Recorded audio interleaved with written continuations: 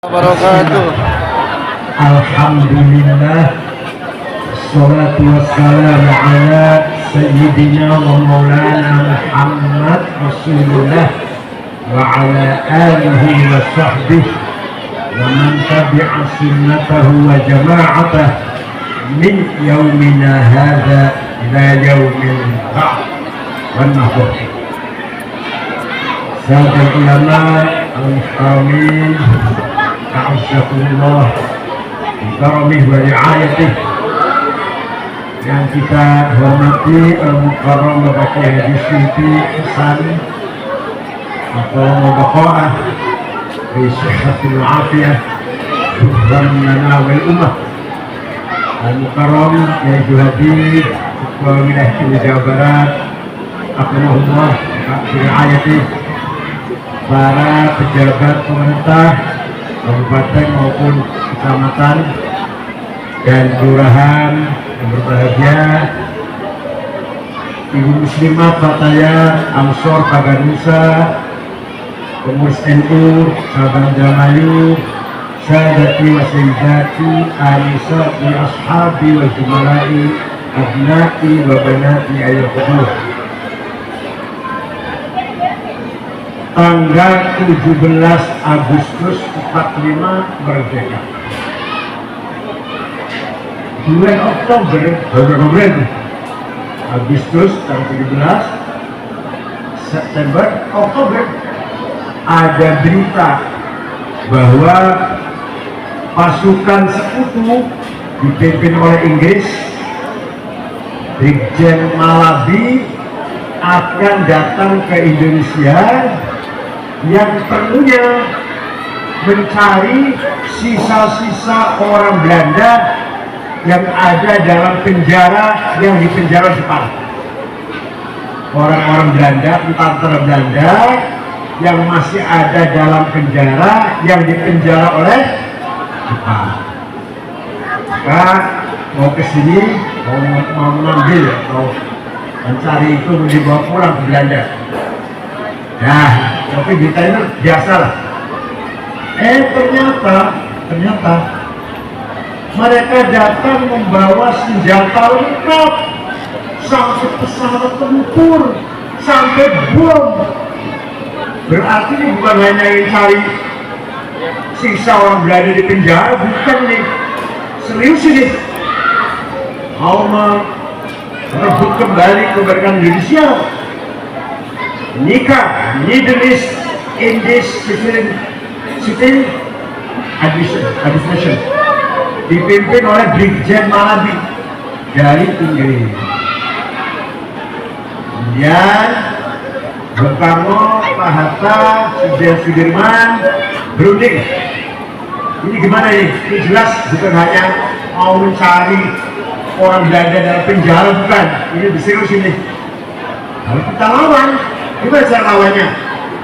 Nah itu, tentara nggak mungkin. Masih capek, baru selesai perang, baru merdeka, baru istirahat 1,5 bulan. Jadi gimana? Dilawan oleh rakyat, namanya intifadah kalau bahasa Arab, intifadah.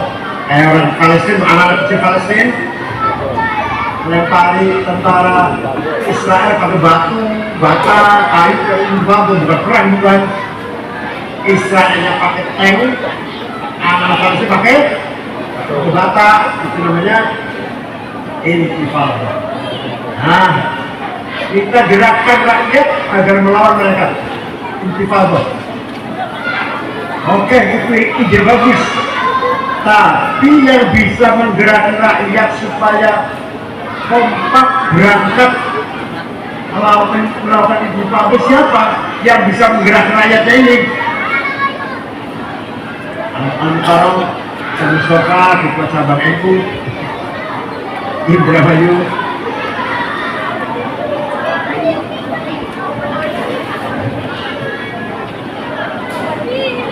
Ide itu bagus, rakyat melawan nikah intifadah, tapi yang bisa menggerakkan rakyat supaya belum maju siapa? Nah, kata Jenderal Sudirman, Kiai Haji Hashim Asy'ari, yang suaranya pasti didengar oleh rakyat, sehingga rakyat kompak solid melakukan intifada. Maka tiga pemimpin besar itu mengusus putusan datang ke Tebuireng. Assalamualaikum Ki Hashim, saya diutus oleh Bung Karno, Pak Hatta, Jenderal Sudirman. Apa? Hukumnya membela tanah air. Membela apa? Kita aja. Memakar banyu. Bukan bela agama, bukan bela lemah. Memakar banyu dibela. Itu agama itu. Hukumnya membela apa? Memakar banyu. Ya Hashim Ash'ari musyawarah mengumpulkan ulama Jawa Madura, kumpul tanggal 20 Oktober di kantor cabang Surabaya, Jalan Bubutan. Sampai 2 hari musyawarah, tanggal 22 Oktober keluar resolusi Hashim Ash'ari bahwa membela tanah air hukumnya fardu ain. Setiap orang wajib sholat wajib. Setiap orang tua muda, pintar, bodoh, pejabat rakyat, sugih melarat, wajib membela tanah air. Hanya wajib sholat fardu ain. Nah, bahkan barang siapa mati demi membela tanah air, mati syahid. Man mata di ajli wa qalihi mata syahidan. Dan barang siapa berkhianat kepada tanah air, belain Belanda, cecebuknya Jepang, halalun damu, bunuh. Walaupun tidak kafir tidak, tapi ada orang Islam mau cecebuknya Belanda, cecebuknya Jepang, bunuh. Berbahasa, tapi tidak kafir. Itu terserah Allah, ya masalah kafir. Walhasil apa artinya? Artinya bahasa Mas Ari telah melakukan integratif antara ideologi iman dan nasionalisme. Artinya itu, Anda beriman beragama harus nasionalis, Anda nasionalis harus beragama. Paham betul? Jangan hanya nasionalis saja tapi beragama. Jangan hanya beragama saja tapi harus nasionalis. Beda dengan di Timur Tengah. Jadi kampungnya Hashim Ash'ari ini luar biasa. Tidak ada di dunia Islam selain di Indonesia. Bukan hanya semangat melawan Belanda, bukan, tapi nasionalisme, mencintai tanah air, termasuk bagian dari teologi, bagian iman. Bukan hanya sekedar semangat membela atau melawan, menjaga, bukan. Beda di Timur Tengah. Tahun 1924, tahun berapa? 19? Khilafah dibubarkan. Sistem khilafah dibubarkan. Sejak zaman Khalifah Abu Bakar sampai 1924. Khalifah terakhir namanya Abdul Majid, dibuang ke Jerman. Umat Islam goyang, gak ada pemimpinnya. Pada waktu itu semua wilayah Islam sedang dijajah. Inggris menjajah Irak, Mesir, Sudan. Prancis menjajah Syria, Lebanon, Aljazair, Tunis. Libya, Italia menjajah Libya. Indonesia dijajah oleh Belanda. Kapitalis, imperialis, kolonialis. Khilafahnya bubar, coba. Pemimpinnya bubar, kitanya masih dijajah. Ayo gimana nanti? Setelah khilafah bubar, yang membubarkan khilafah namanya Mustafa Kemal Atatürk. Atta itu guru besar, maha guru, bangsa Turki. Lahirlah negara Turki nasionalis, sosialis sekuler. Negara Turki sekuler. Kementerian Haji dan Wakaf dibubarkan. Orang mau haji atau tidak terserah. Haji berangkat sendiri, negara dalam fasilitasi. Wakaf terserah diri sendiri, negara yang kabur. Nama tidak boleh terlalu Arab. Muhammad tidak boleh, Muhammad nama Arab itu. Tuki ini bukan Arab.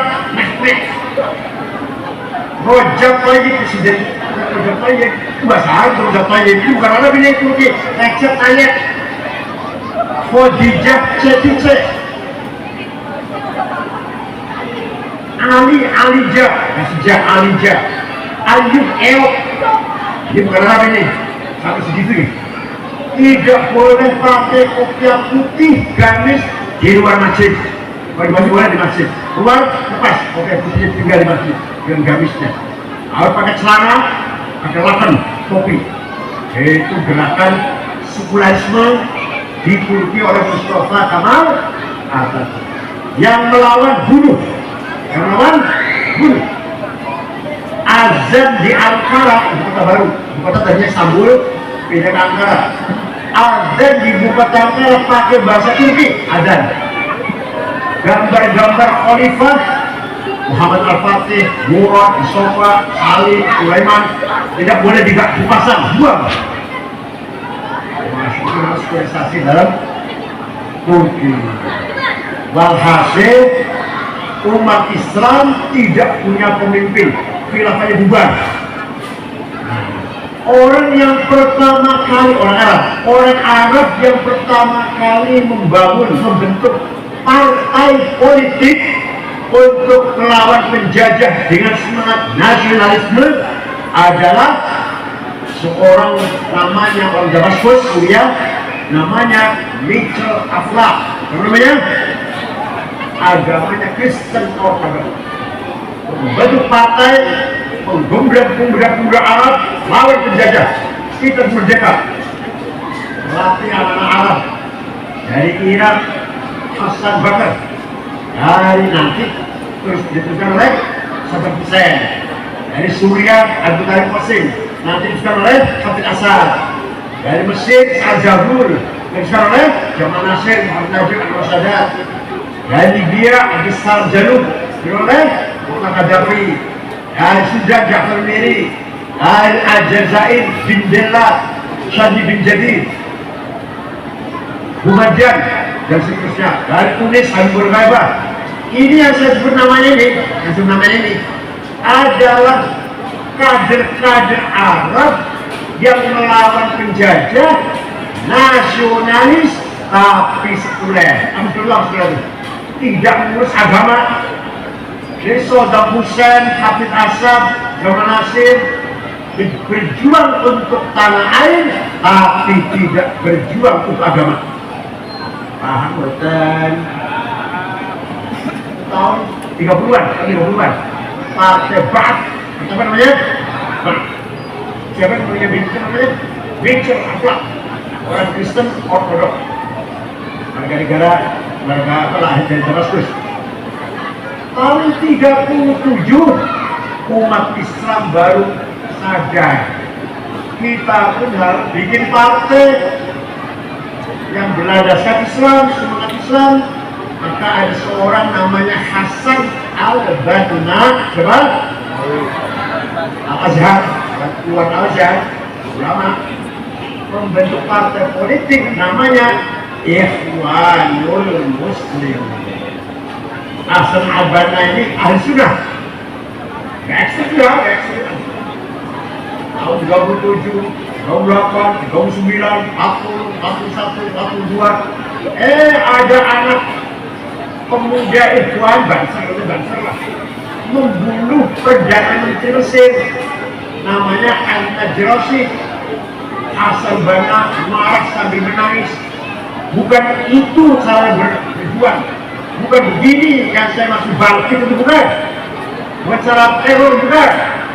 Kamu itu bukan bunuh Najrasi, bunuh saya kamu itu. Betul?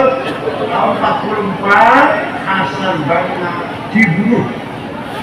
Nah, setelah Hasan Banna dibunuh, harus digantinya ini. Hanya elit hati-hati. Itu kalau jadi ketua gantiin sudah hati-hati. Nah, tadinya Hasan Banna orang ulama Al-Azhar setelah terbunuh ganti ya namanya Sayyid Qutb apa? Sayyid Qutb jebolan Cairo University, dan beliau bukan ulama, beliau jurnalis wartawan, hanya pintar.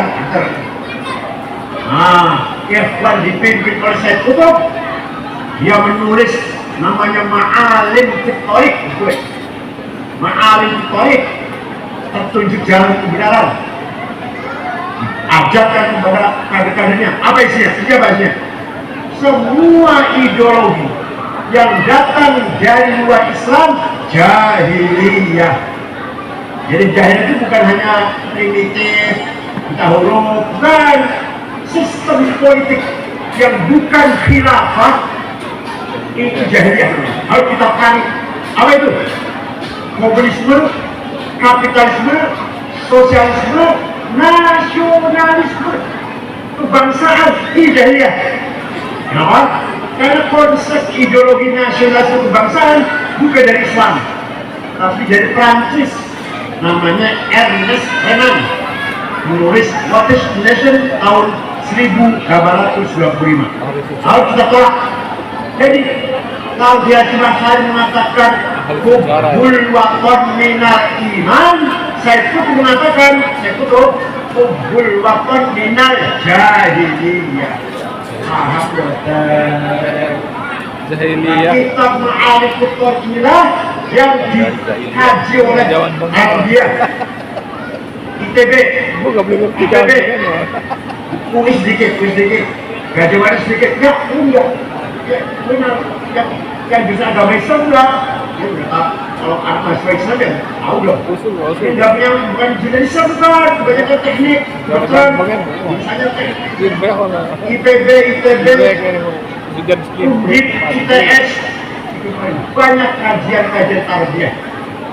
Kaji pokoknya yang selain khilafah adalah jahiliyah. Jahiliyah. Nomor 5 jahiliyah. Komentar Indonesia ini adalah tohut. Akan kita perangi. Saya kalau bicara tarbiyah yang dipegang namanya buku Ma'alim Fit Thariq, ditulis oleh Sayyid Qutb. Paham betul? Oh, good. Makanya kebanyakan radikal, ekstrim, bahkan teroris itu jebolan universitas umum, bukan pondok pesantren NU, bukan YIN, bukan. Nah, belajar Islam lah, kan ekstrim. Ini cerita tentang lahirnya teroris. Nah, ikhwan berjalan tahun 65 mencoba kudeta Presiden Jamal Nasir, gagal. Maka tokoh pimpinan, tokoh besar Muslimun 6 orang digantung di medan Tahrir. Sekutum Hasan Jebi, Zaid Muhandis, sejauh orang 6 lah gantung. Ikhwanul Muslimun dibubarkan, dilarang. Ikhwan diganti, dilarang. Muncul partai yang lebih radikal lagi, lebih ekstrem lagi. Semua orang kafir kecuali mereka yang tidak kafir. Ulama Al-Azhar, Fadhil Quran, Syekh Sufiah kafir kecuali kami yang tidak kafir. Itu namanya Jamaah Takfir wal Hijrah. Namanya takfiri, takfiri. Siapa yang mendirikan? Syukri Ahmad Mustafa tahun 69. Syukri Mustafa mengkafirkan semua orang kecuali mereka yang tidak kafir. Tahun 81 membunuh Menteri Agama Haji Dr. Hussein Al-Zahabi. Tahun itu juga membunuh wartawan senior Yusuf Sibai. Puncaknya tanggal 3 Oktober 2001 membunuh Presiden Muhammad Anwar Sadat yang namanya Sersan Khalid Islam Huli. Tantangan di parade utara, Anwar Sadat belum berdiri menghormati, dia turun langsung bertabatnya dengan kali. akan senang kalau jadi presiden. Itulah dari namanya zaman takfiri, termasuk Mu'adzam dari Kedungulu. Takfiri itu Saifuddin Galaksana, Saifuddin Cirebon, Gulmatin Batam, Umar Patek Pemalang, Salim bin Barat At-Tamimi Pasuruan Malang. Takfiri semua.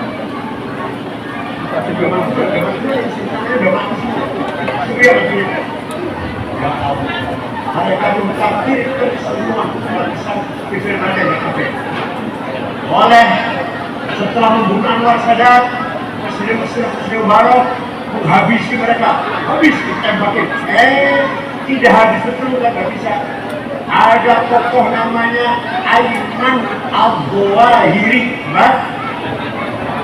lari ke Afghanistan, bergabung dengan orang Saudi di Afghanistan namanya Samad bin Adil, membentuk Al-Qaeda yang isinya siap membentuk khilafah di Afghanistan melawan Eropa dan Amerika. Nah, banyak sekali orang Indonesia dikira khilafah sudah berdiri, adil, makmur, tentang, sistem krisis juga negara khilafah Suria di Irak. Mungkin saya sudah tentang adil, sejahtera daripada di Indonesia, banyak korupsi, tidak adil, rakyat sudah digolimin. Ada di sana. Masya Allah. Sekarang di sana yang nggak bisa pulang, nggak punya paspor, ada 1.900-an. Cuma di Kemah, kota Adlib, Suria. Mau pulang? Paspornya udah, itu sudah warga negara ISIS juga. Yang sudah mati di sana lain anaknya Abu Jibril, anaknya Imam Samudra mati di sini. Walhasil itulah provokasi khilafah atas nama agama Islam, padahal hakikatnya bukan berjuang untuk Islam. Nah, disinilah kalau Indonesia alhamdulillah sampai sekarang masih panas. Irak belum bersatu betul, walaupun sudah pusat sudah mati, dibunuh. Libya tak berbuat, Yaman rumit, Somali bubar, Suria masih masalah. Kita Indonesia alhamdulillah dari Pak Harto Orde Baru pindah ke reformasi, ada bakar-bakar, ada pembunuhan, ada korban, tapi hanya 6 bulan. Hanya 6 bulan. Setelah berdiri multi partai, hanya 3 lainnya, partai 3 PDI. Setelah Pak Harto reformasi, multi partai berapa? 40 berapa? Partai 9. Nah, setelah ada partai banyak, selesai sudah. Ya selesai. Gak ada lagi bakar-bakar, gak ada lagi konflik horizontal. Alhamdulillah. Setelah reformasi berjalan, kita bebas berdemokrasi, bebas bersuara, berpendapat. Gus Dur jadi presiden. Gus Dur lah yang punya jasa memisahkan antara tentara dan polisi. Tapi dua fungsi abri tadi. Polisi bukan tentara, polisi bukan angkatan bersenjata, bukan. Polisi itu pengayom masyarakat, rakyat masyarakat, bukan tentara bersenjata yang akan menjamin keamanan masyarakat. Kalau tentara perang, tugasnya melawan musuh. Ini pertahanan namanya, mempertahankan. Ada kalau polisi keamanan, mengayomi masyarakat. Itu yang memisahkan antara polisi dari tentara. Gus Dur jasanya itu. Kemudian Gus Dur jasanya di Departemen Agama ada Direktorat Pesantren. Tadi nggak ada tadinya. Sekarang Pak Prabowo akan sudah boleh sudah pesantren akan dari Direktorat Jenderal dan urusan haji umroh dipisahkan dari urusan agama. Luar biasa, urusan yang luar biasa. Walhasil sedikit cerita itu apa maksudnya? Alhamdulillah kita orang Nahdlatul Ulama tidak pernah bergeser dari prinsip hubbul watan minal. Kita ini Kiai Hasyim Asy'ari, Kiai Wahid Hasyim, Kiai Wahab dan seterusnya ulama berjuang agama dan pahlawan nasional. Jadi satu orang ini di agama yang nasionalis. Coba disebutkan nggak ada, disebutkan nggak ada. Zaman Nasir di pasar nasionalis, Abdul Asad, Saddam Hussein, negara nasionalis, bukan pejuang agama. Yang Syekh Hasan Banna, pejuang agama, bukan nasionalis. Di kita, Hasan Khan dan Kiai, pejuang agama dan pejuang nasionalis. Luar biasa nih. Kita ini nggak lama kita bahas. Nah, alhamdulillah hari ini kita berada di pesantren As-Salafiyah yang didirikan oleh kakeknya Kiai Suyuti sampai sekarang insyaallah ala barakatillah. Menjadi benteng al-Sisi Hasim ta'alim Islam. Ini ceritanya. Nanda melarang orang Islam pergi sekolah. Nanda melarang orang Islam sekolah. Yang Kristen boleh, yang Kristen. Tahun 1901 tahun 1901 boleh, nggak ada berubah kebijakannya. Orang Islam bersekolah, pribumi silakan sekolah. Paham? Nah, orang-orang yang nantinya akan jadi Muhammadiyah, orang-orang yang nantinya akan jadi NU, jadi malah haram sekolah. Setelah Belanda membolehkan pribumi sekolah, kita jadi malah pecah. Yang modern, yang nanti modern, orang yang nanti Muhammadiyah berlahir tahun 12, ini tahun 1971. Orang yang nanti Muhammadiyah sekolah Belanda. Kiai malah haram sekolah Belanda. Kiai lari ke desa-desa, membangun pesantren, mempertahankan ta'alim din Islam dan jamaah, nilai-nilai prinsip-prinsip ilmu agama al-syawal. Jadi kiai-kiai itu mempelajari tafsir, hadis, ilmu hadis, fikih, usul fikih, tarikh, ilmu kalam, itu kiai-kiai. Tapi karena tidak sekolah, kiai nggak ngerti sosiologi, antropologi, manajemen, administrasi, nggak ngerti itu kiai. Yang Muhammadiyah ya sekolah, nggak ngerti tafsir, nggak ngerti hadis, nggak ngerti masalah usul fikih, nggak ngerti fikih. Itu cuma sosiologi, antropologi, administrasi, manajemen. Paham? Bahasa Inggris, bahasa Belanda, pintar-pintar, itu ya. Itu ceritanya. Maka setelah merdeka, yang sudah siap menerima mengisi kantor-kantor pemerintah orang Muhammadiyah. Itu belum siap. Itu baru pada sekolah tamat SD tahun 56, tamat SMA 62, 65 BA, Zamroni BA, Asdal Latif BA, tahun 69 Dr. Ades, tahun 70 baru ada kiai doktor jurusan hukum tata negara Mansur. Katanya Romi, katanya ketiga itu pertama kiai itu mampu cuci Ki Wahab. Kata itu istrinya adalah cuci Ki Wahab, cucunya. Pertama kali kiai ada yang pesantren yang doktor jurusan hukum tata negara Gajah Mada tahun 70 geger dunia besar geger. Dulu itu sekarang alhamdulillah di NU juga mau cari berapa dokter, berapa jurusan teknik, Menteri Pendidikan Pak Muhammad Nuh, kemudian Pak Nasir, urusan akuntan keuangan, Pak Nasir pendidikan itu, Alak Mendahuri, udah NU itu, sekarang udah banyak udah dokter yang jurusan umum tidak punya ketinggalan lagi. Paham buatan. Karena itu salafnya harus lebih maju lagi. Kalau Hashim Ash'ari melakukan resolusi jihad, perang fisik, musuhnya jelas. Kalau salafiyah melakukan resolusi jihad cyber, IT, kita kuasai. Semua jebolan sini menguasai apa? Kalau tidak, kita kalah. Siaran TV itu kan sudah bisa menghasilkan kita loh. Kita nggak punya TV. Ini yang penting kalau Tanjung. Tanjung itu orang PI itu, orang muda PI. Setua HMI. Konglomerat, mengelola dananya cendana itu. Bintang CV, bintang 7 ini. Nah, kayak ini di boyonya, di Selani, memaafkan. Itu. Kalau saya tidak. Kalau saya menuntut cabut isi bintang 7 itu. Atau minimal di sekolah 3 tahun. Udah menghina itu. Mereka nggak tahu pesantren ya. Santri itu kan diperintah oleh kiai seneng. Nah, yang nggak diundang lah. Nangis. Satu kamar 10 anak misalkan. Yang 9 diundang kiai langsung nyapu dari siapa bawa piring. Kalau ini satu anak nggak diundang, sedih. Kayak kiai nggak undang saya. Salaman angkau, saya kan satu saja.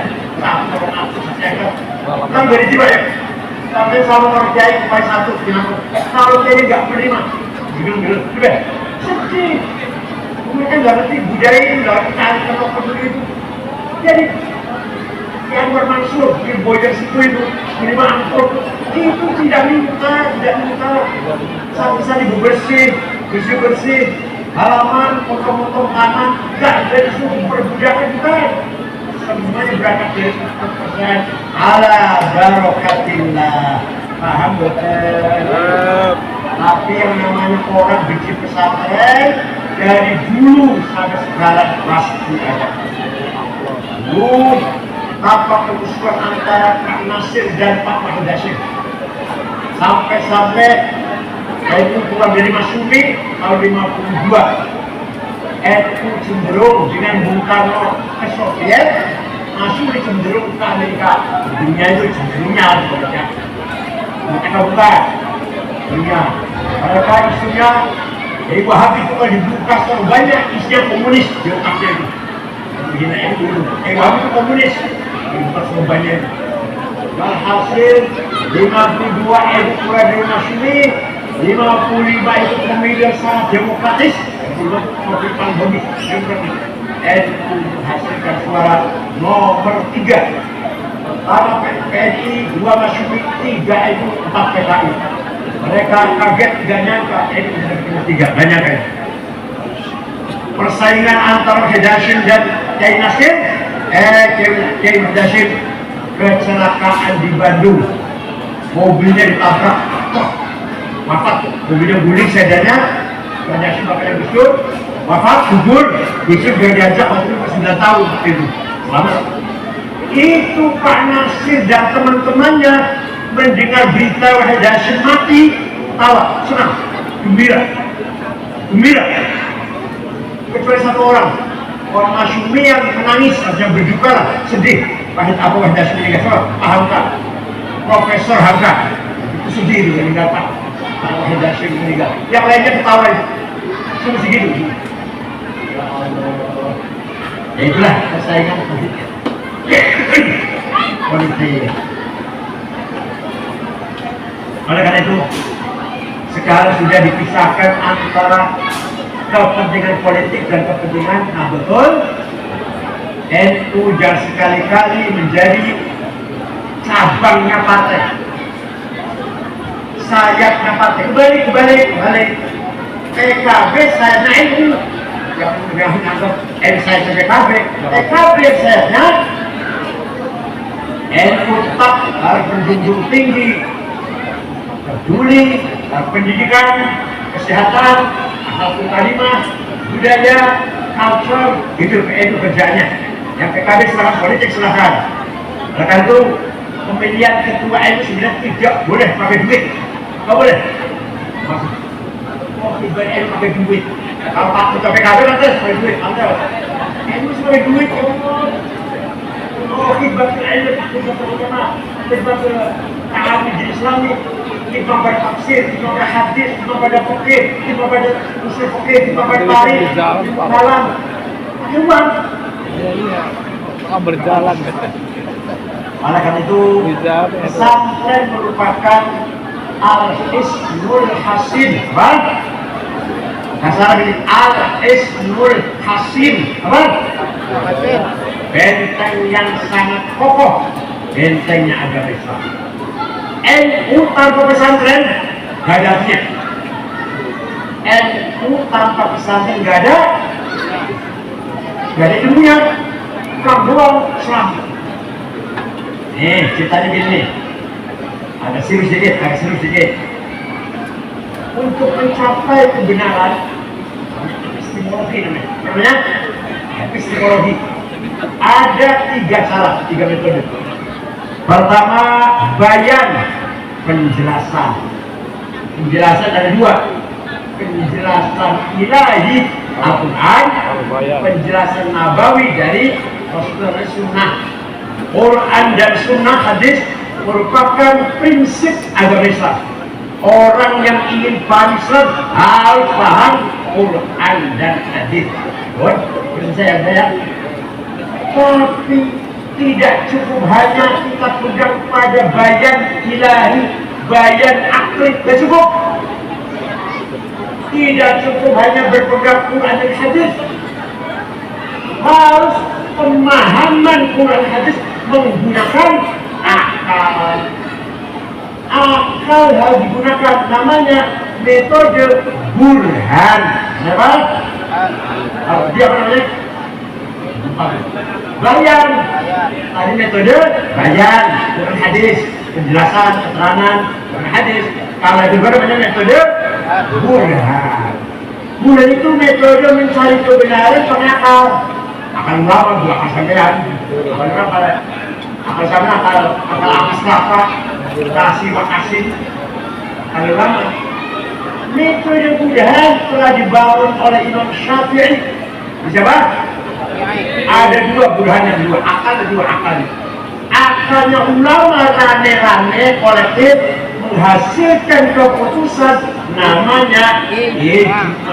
Apa? Konsensus. Apa hasilnya antara hasilnya ijma apa? Arkanus sholati 17. Hukum sholat itu takbiratul ihram, aniyahnya, yang berdiri bagi yang mampu, Al-Fatihah dibaca Fatihah ketika berdiri, al-ruku', tumaninah, al-iqtidal, as-sujud. Ini kata-kata hukum Islam itulah di Quran atau badan? Hadis atau badan? Betul. Di Quran tidak ada, di hadis tidak ada.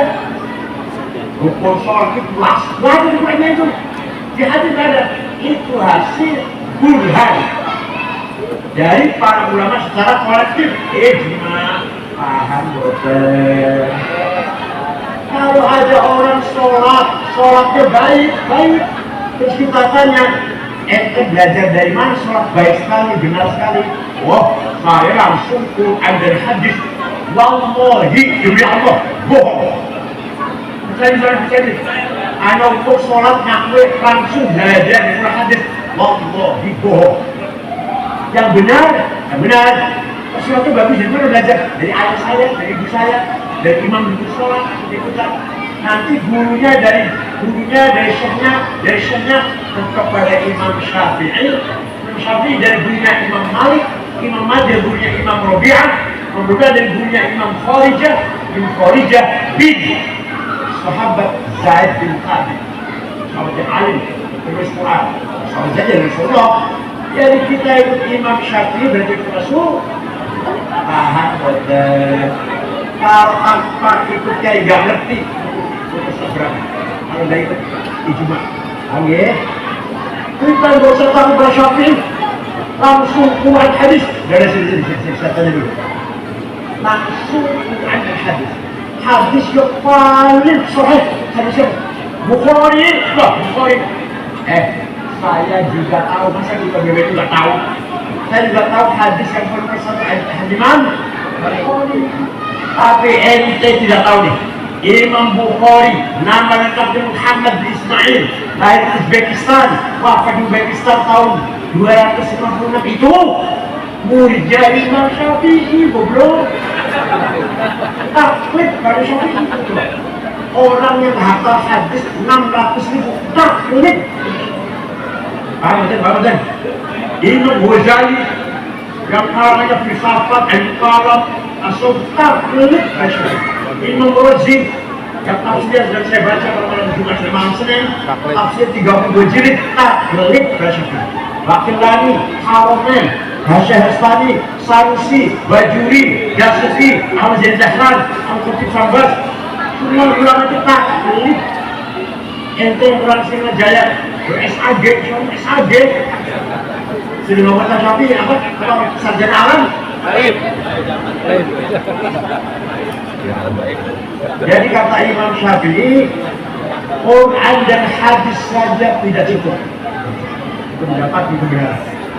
Ada lagi sistem burhan tapi individual, bukan rame-rame. Namanya qiyas, namanya analogi. Ada 9 macam. Ada berapa? Qiyas burhani, qiyas aulawi, qiyas mantiki, jadali, istiqra'i, tamthili, khitabi, syi'ri, iqna'i. Saya contohkan 2 saja. Wala taqul lahuma uffin wala tanharhuma. Kamu jangan ngomong kasar kepada ayah ibu, jangan bentak-bentak ayah dan kalau gitu kita tempelin aja. Ngomong kasar haram, bentak-bentak haram, tempelin enggak? Tempelin enggak ada Qurannya, enggak ada, tidak dilarang. Kalau gitu kita apa? Tabuki aja ibu, nggak usah ngomong kasar. Nah itu harus pakai qiyas aulawi. Ya sama? Kalau ngomong kasar saja haram, kalau bentak-bentak saja dosa, ya lebih-lebih kabil Allah tempelin. Coba kalau beda qiyas, aulawi coba. Wala taqrabuz zina innahu kana fahishatan wa sa'a sabila. Wala taqrabuz zina, jangan mendekati zina, jangan mendekati haram. Zinanya halal. Zinanya haram enggak? Ini yang dilarang mendekati. Wala taqrabu, jangan mendekati zina. Ya, kalau gitu kita nggak usah dekati, zinanya langsung. Nah, kalau mendekati saja haram, lebih apalagi zinanya. Namanya apa namanya? Qiyas aulawi. Paham bukan? Ini yang sadar gitu sadar. Cindil pesan didoyak.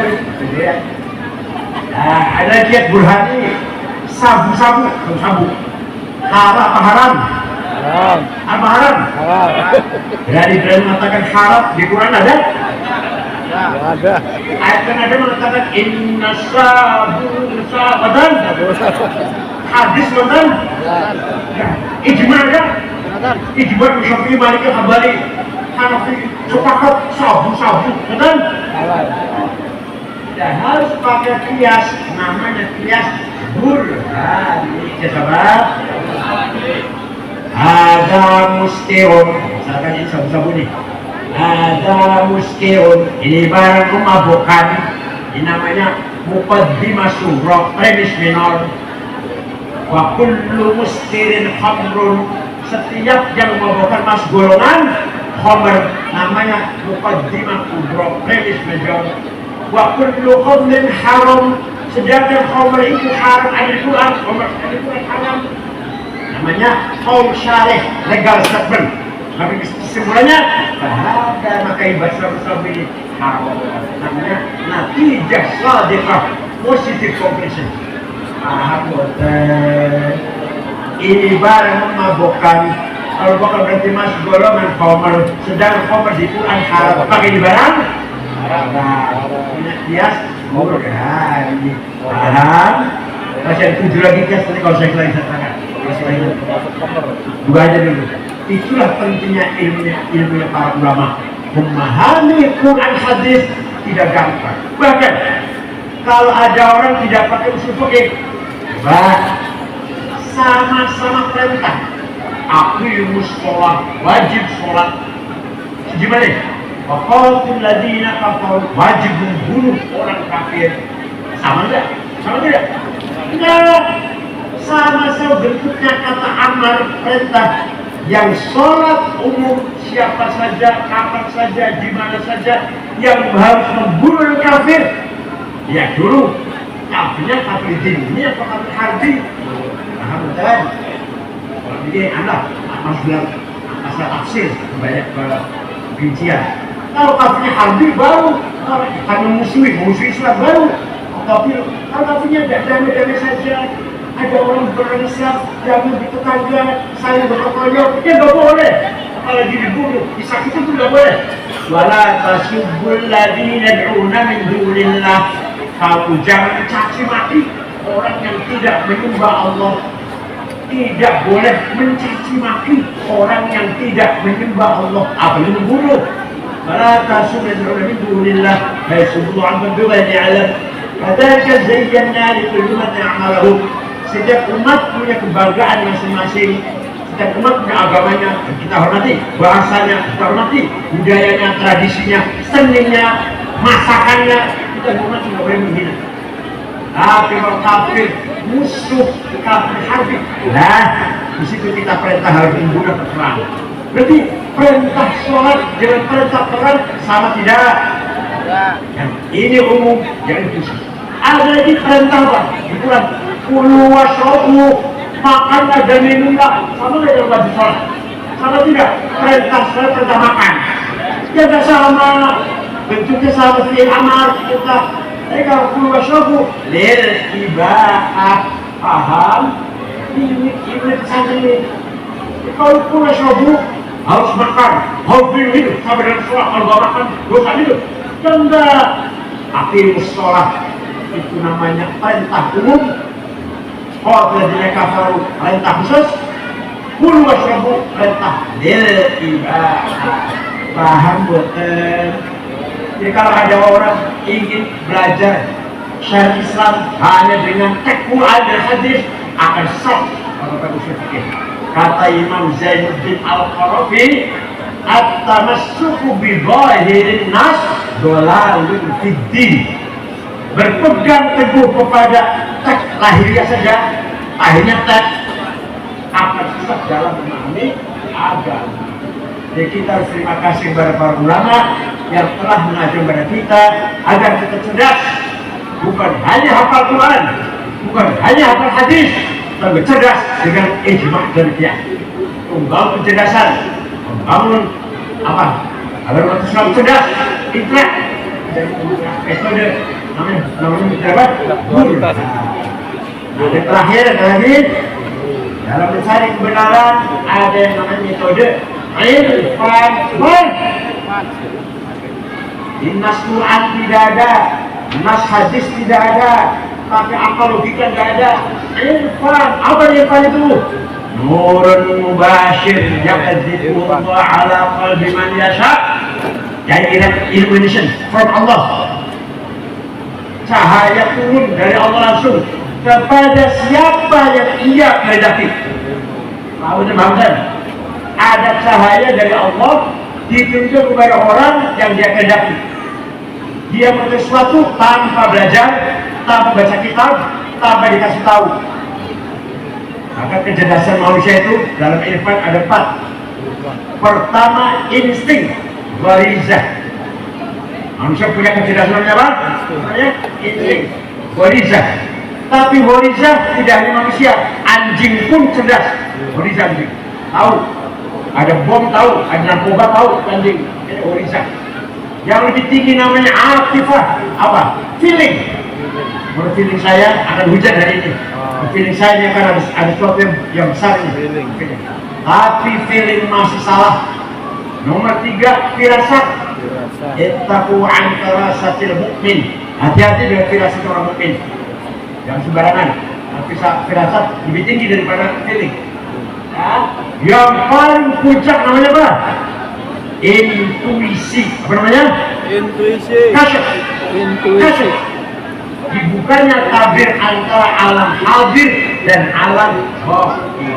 Ini kalau pasti 100% benar. Itu namanya metode irfan. Paham betul? Contohnya Gus Dur. Ya insya Allah di dalamnya banyak lah. Saya contoh Gus Dur ya. Baru dioperasi kepalanya syaraf di rumah sakit Cipto. Di kamar itu ada saya, Pak Muhammad, Syekh Yusuf, Cakrawardaya musim operasi, ya Pak Harto, operasi, Pak Wisnu, Ketua Golkar Jawa Tengah. pelan ngobrol, di sini istirahat.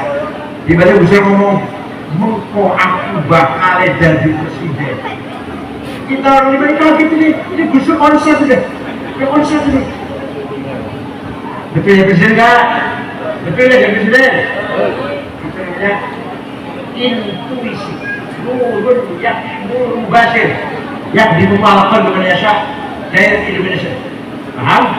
Nah, pagi-pagi jogging badan Gus Dur mampir ke rumah saya setengah 8 minta air putih atau pengetahuan. Saya buka AC tidur mulu. Sampai kan nggak habis berat badan olahraga 20 menit. Saya tungguin. Satu yang satu saya namanya Willy, saya tungguin. Bangun Kang Said mengkonek wis umur 6 dari ketua umum BBM. Betul, saya terpilih Makassar tahun 2010, umur saya 56.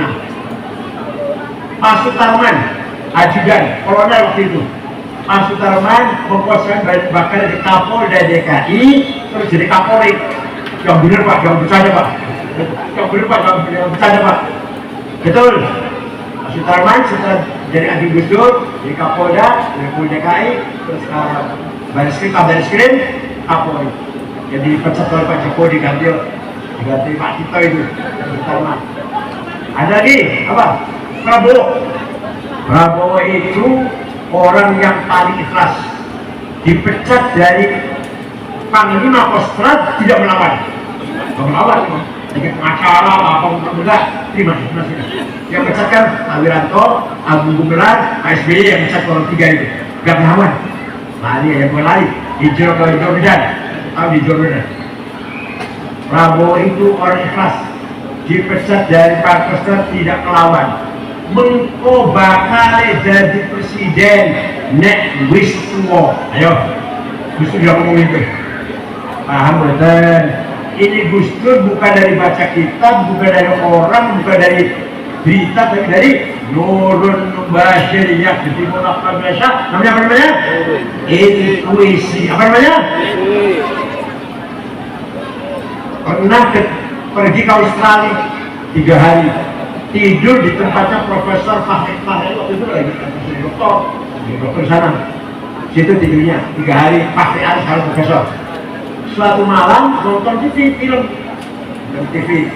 bertiga, Fahri Ali istrinya di Gus Dur. Sudah jam setengah 9, Fahri Ali permisi, saya masih tidur Gus. Ya silakan. Fahri Ali istrinya masuk kamar tidur, Gus Dur masih nonton. Jam setengah 11, istri Fahri Ali melihat TV masih nyala, Gus Dur sudah ngorok, dia dimatiin TV itu. Kata Gus, jangan matiin, aku lagi seru-serunya tuh. Kelihatan ngorok, tapi ada orang matiin TV malah nggak boleh. Itu banyak sekali cerita seperti itu.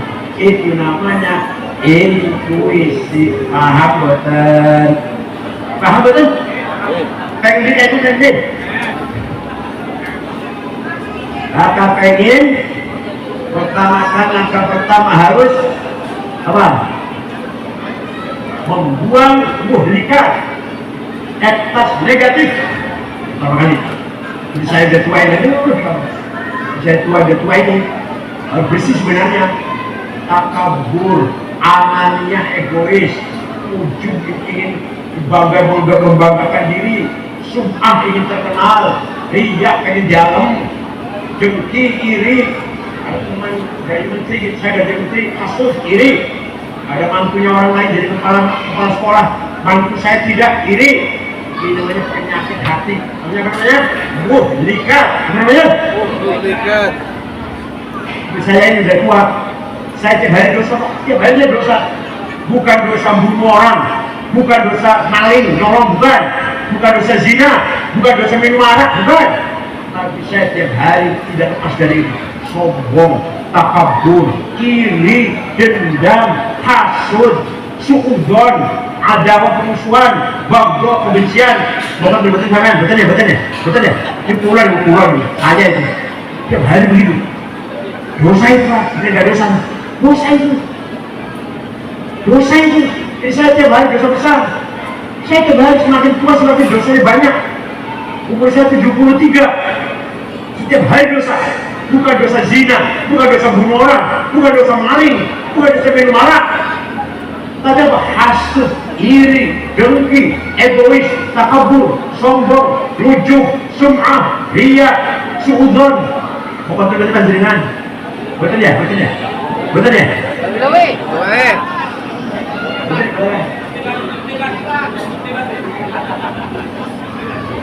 Nah, yang kayak gitu harus dibersihkan dengan munjiat apa? Yang etas negatif, etas positif apa? Taubat, warok, zuhud. Taubat menyesali apa yang telah kita berbuat kepada Allah dengan nasuhan, dengan tulus. Berwarok, apik selektif. Jangan salah ambil. Kalau betul-betul halal ambil. Kalau misalnya belum jangan. Warok namanya. Warok nanti zuhud, tidak menghargai dunia dan jabatan. Zuhud namanya. Nah, jika pengen menjadi sabar, tawakal, ridho, syukur. Kayak gini 2 tahun. Bahasa kita baca ya, Tiap hari satu dulu. Kita buang takabur, sombong buang. Sebulan sudah biasa marah-marah, biasa sombong, biasa bentak-bentak orang. Hari ini kemarin, sebulan. Pernah menjadi apa? Sabar. Buang iri, dengki, hasud, buang. Sebulan udah bersih, hilang dari hasud. Diisi dengan tawakal, pasrah pada Gusti Allah. Bulan depan buang itu ujub, sum'ah, riya. Diisi dengan ridho dan syukur. Paham? Ini namanya irfan. Namanya cari masalahnya, dilatih. Bagaimana? Memperbanyak aurat, memperbanyak korban. Mangga. Malam Jumat harus berjanji sama anak. Berjanji, ayo diteruskan. Dalam arti menggembleng rohani kita. Minimal mengurangi masalah dunia. Ada duit, itu bagus, duitnya bagus. Tapi tidak krisis. Baik, terus maghrib malam Jumat, walau annahum idzalamu anfusahum ja'uka fastaghfirullah wastaghfar lahum rasul lawajadullaha tawwabar rahima. Orang yang banyak dosanya datang kepada Muhammad, istighfar di depanmu Muhammad, dan engkau Rasulullah ikut juga memintakan ampun untuk orang itu, lawajadullah tawwabar rahimah. Pasti Allah mengampuni dosanya orang itu. Panjenengan umrah istighfar diiringan kanjeng Nabi. Toli kanjeng Nabi nelu mendukung asasi. Nelu menjalin ampun tabu kita pasti. Lanyaran tauhid. Lawajadullah pasti Allah mengampuni dosanya kita. Nah, supaya kita didukung Rasulullah, supaya kita dirahmati, istighfar datang Allah oleh Rasulullah, kita harus sering baca Al-Zandi, baca Deba, baca Burda, baca kita baca berjanji itu maksudnya supaya kita bakal tahu betul Gusti Allah didukung oleh Rasulullah. Sudah maksudnya Astagfirullahaladzim, ya Allah, berkasa ampun dosa kita ampun. Rasul membantu, ya. Ya Allah itu Ahmad dari sengaja itu ampun dosa itu. Paham betul? Jadi bisa kita berjanji deba mudah supaya kita mendapat syafaat Rasulullah sallallahu alaihi wasallam. Paham betul? Ana ala Muhammad al-Busiri, murid Syekh Abdul Abbas al-Mursi, Abdul Abbas al-Mursi punya Syekh Abdul Hasan al-Syadili, punya Syekh Abdul Salam bin Mashish, Abdul Salam murid Syekh Shu'aib Abu Madyan al-Ghawb. Muhammad al-Busiri al-Iskandariyah sudah 1 bulan stroke. Dia bisa tadi suatu malam mimpi jumpa dengan Rasulullah SAW. Ada sering mimpi Rasulullah? Sampai sering mimpi jumpa Rasulullah? Ya kan? Mimpi jumpa pocong? Ya Rasulullah, kata Muhammad al-Busiri, ulah sakit seperti sebulan. Dia bisa ngajak, dia bisa tani, bisa melakukan. Tapi kula gada nada akan ngarang syair kasidah yang isinya muji-muji panjenengan, menghormati panjenengan. Ya silakan bikin. Seminggu ketemu mimpi mana? Sudah selesai semua. Ya selesai. Coba yang dengar, dibaca. Setelah sudah dibaca, kata bersama Rasulullah SAW, Rasul tersenyum, lama sahaja sadahu, diusap-usap badannya, mata'affa fauran, maka Syekh Al-Busiri sembuh dari penyakit stroke. Percaya betul? Percaya betul? Mimpi jumpa Rasulullah. Walaupun lagi sakit, diusap-usap dengan mimpi dari waras. Percaya betul? Kalau percaya nggak apa-apa, udah percaya. Sing percaya bin ahli syafaat Rasulullah. Yang tidak percaya mahrumun an syafaat Rasulullah. Pasti terhalang, tidak akan dapat syafaat. Kalau percaya. Apa itu? Muhammad Al-Busiri ngarasnya gimana? Amin tadak uriji amin bidi salamin mazat tarkam anjara min muklatin bidamin am habbatin rihumin firqai kadimatin wa awmadal barku fi dhalma'i min idhami fama li aynaka in kulta kufahamata fama li qalbika in kulta statik ya ini. Apa dia? Aisyah sabdu'an al-kubba mukatim abaina musajimin min huwa muqari. Amin itu bacanya kawan kan? Amin kata kuliah di Islami. Kenapa engkau selalu menangis tiada henti-hentinya sampai air matamu bercampur darah? Apakah engkau lagi rindukan pada perempuan yang ada di Salam? Atau ketika suatu hari panas Ali bertiup kencang di desa Kalbimat, atau lagi teringat suatu malam gelap gulita berkilat di desa Ibon? Kenapa kau selalu menangis? Gak enak makan, gak enak tidur, kurus kering.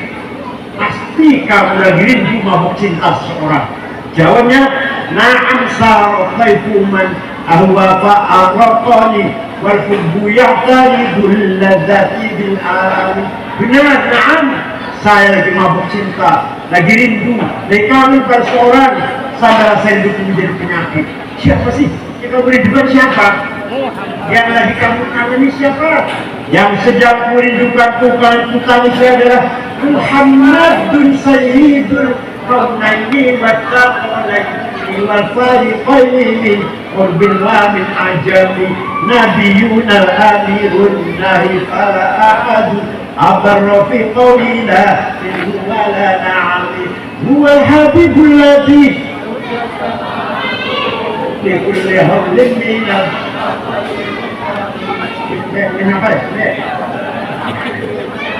yang sedang menunjukkan ada Sayyidina Muhammad SAW, Sayyidul Arab wal Ajab, Sayyidul Insi wal Jin, Sayyidul Alim wal Malakut, Sayyidul Dunya wal Akhirah.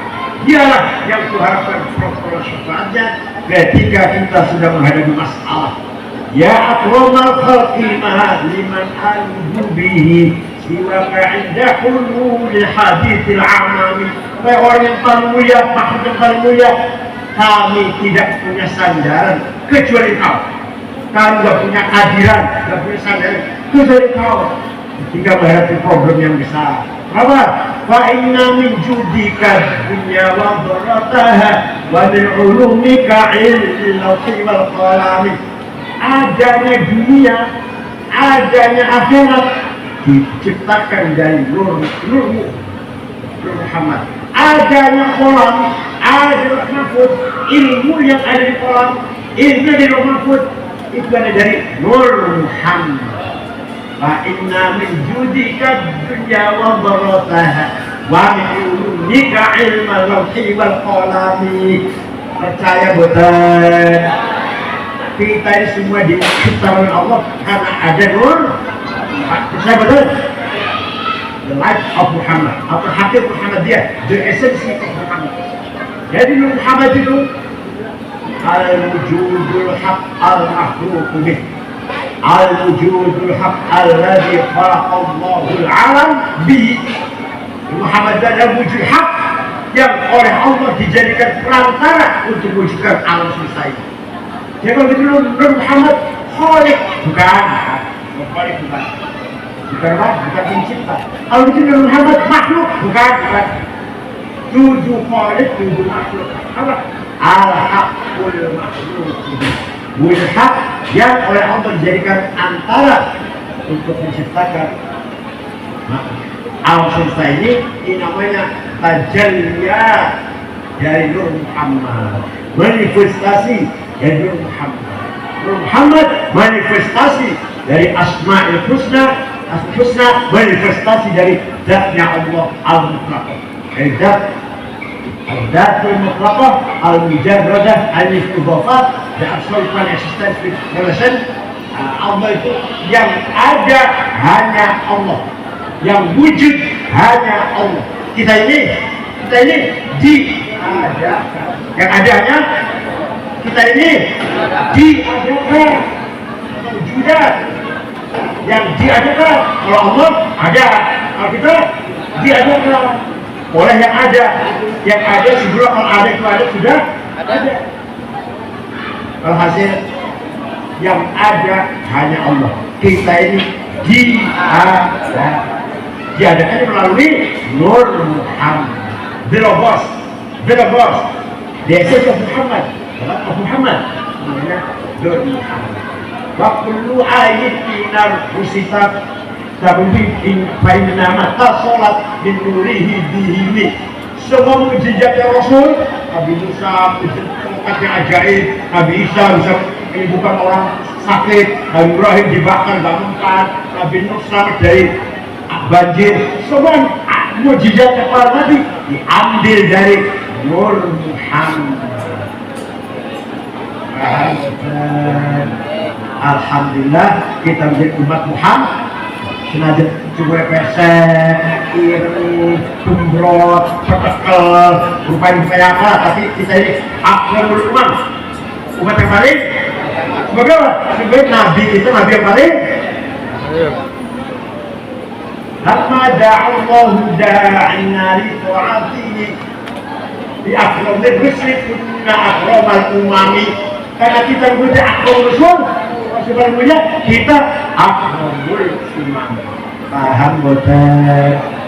Jadi sekali lagi kesimpulannya yang saya sampaikan tadi, memahami agama Islam pertama harus berangkat dari Quran. Tapi Quran tidak rinci, maka harus dengan hadis. Hadis pun itu bayan penjelasan dari Allah dan Rasulullah. Tidak mungkin akan bisa beri pemahaman yang benar. Harus intervensi akal. Akal ada dua, akal rame-rame, akal sendiri-sendiri. Akal rame-rame namanya ijma', akal sendiri namanya qiyas. Dengan adanya ijma' dan qiyas, ini penting. Dengan adanya ijma' dan qiyas, lahirlah ilmu fikih. Ilmu fikih dari ijma' dan qiyas. Sapinah, Sulam, Fathul Qorib, Fathul Mu'in, Iqna, Muhadzab, Majmu' 24 jilid, Mahalifat jilid. Adanya ilmu fikih haram, halal, wajib, sunnah. Itu karena ada ijma' dan qiyas. Tapi yang paling banyak qiyas, ijma' sedikit. Ada kitab tahu rukunnya sholat, sunnahnya sholat, membatalkan sholat, syaratnya haji, rukunnya haji, wajibnya haji, yang batalkan haji, sunnahnya haji, ada puasa, rukunnya puasa, syaratnya gimana, yang batalkan puasa. Semua rincian-rincian itu ilmu fikih namanya. Apa namanya? Oke, wudhu cara begini, maksudnya begini wudhu. Itu adanya itu kan ada ijma' dan kalau tidak sebenarnya tidak ada oke. Paham bosan. Oleh karena itu kita yakin metode yang paling benar cara berpikir memahami agama Islam adalah metode thinking ahli sunnah wal jamaah. Syukran wa dumtum fil khair barakati wan najah. Wallahu muwaffiq. Assalamualaikum warahmatullahi wabarakatuh. Assalamualaikum warahmatullahi wabarakatuh.